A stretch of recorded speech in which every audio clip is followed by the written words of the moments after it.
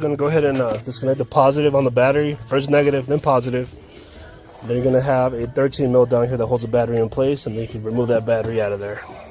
After the battery, we're going to go ahead and loosen these two 10 mils and remove the air box. And after that, we're going to go ahead and disconnect this hose back here. We're going to remove the air cleaner, or air filter cabin. We're going to have this hose right here, and then another clamp down here. And disconnect the air box bolt. That's going to be a 10 mil on that one. No, it's okay. So you're going to lift this up all the way, remove that. It's going to be for your electrical, so your ECM and your control module right there. And we also got some other stuff over here to disconnect. This one right here, so pull up, no, let me see. It's a push-pull tab right here. And it should come right out, just like that.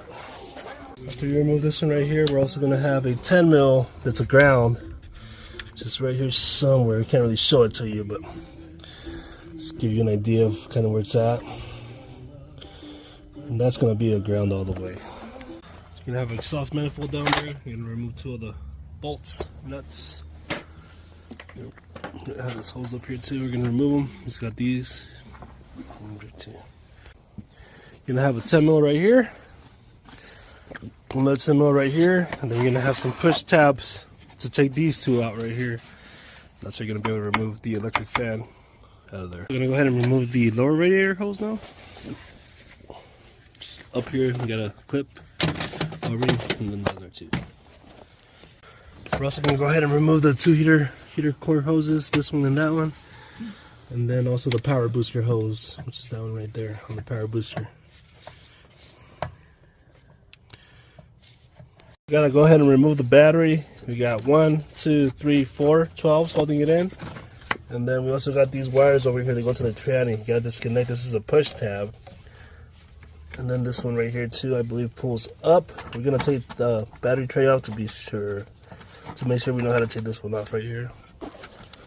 Once you remove these right here, at that point we're gonna come to this side. We're gonna remove the electrical. So the other side, you can't really see it from up here. There it is.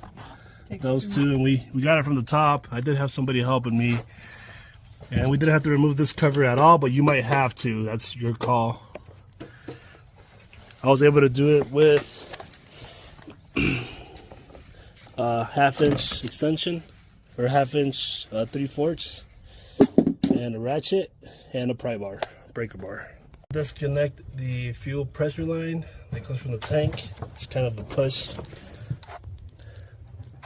tab, and pop out at the same time as you're pushing. There we go. Watch out, here we go. Yeah. There we go, just like that. So you basically going to put this in the back end, push in, push the whole thing in, and then pull together out as you're pushing in. We're also gonna have, this is still part of the fuel system, and this is the perch, EGR perch.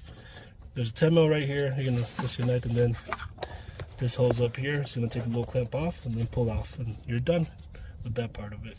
Then we're gonna go ahead and remove this 10 mil right here. All is gonna come off. These two 10s, this is gonna come with it. And then we come through here. Then we're going to follow this one and remove this 10 mil. That's going to be all the electrical, I believe, for the engine.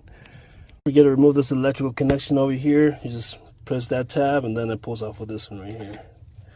So push, pull. Then we're going to go ahead and take this one right here off, this bolt with the nut that retains the lower control arm. It's going to be on one side. On the side, this side was a 17 mil, on this side was a 19 mil. And then underneath it, you're going to want to go ahead and separate the axle.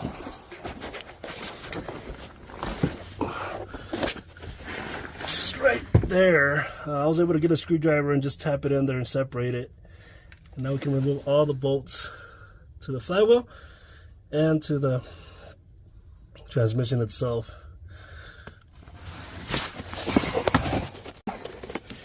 So the main bolt right here for the crank, that's going to be a 22 mil. And then we're going to line it up to the flywheel, and then that's going to be a 17 mil. When removing the bolts from the tranny to the engine, on this vehicle. You're gonna have a thermostat housing right here. I had to remove that to then be able to get this bolt right there. That's the last one that I'm missing to get this whole thing out. Getting an engine out. That's what we did. We recorded like a motherfucker. Yeah. We just did it. Look at that. Get a replacement right there. Jay having fun with this nice block right here. 2.4 liter. It's finally coming out. Let's get ready to get there. Is there not a little trickle getting? Come on, come on. What am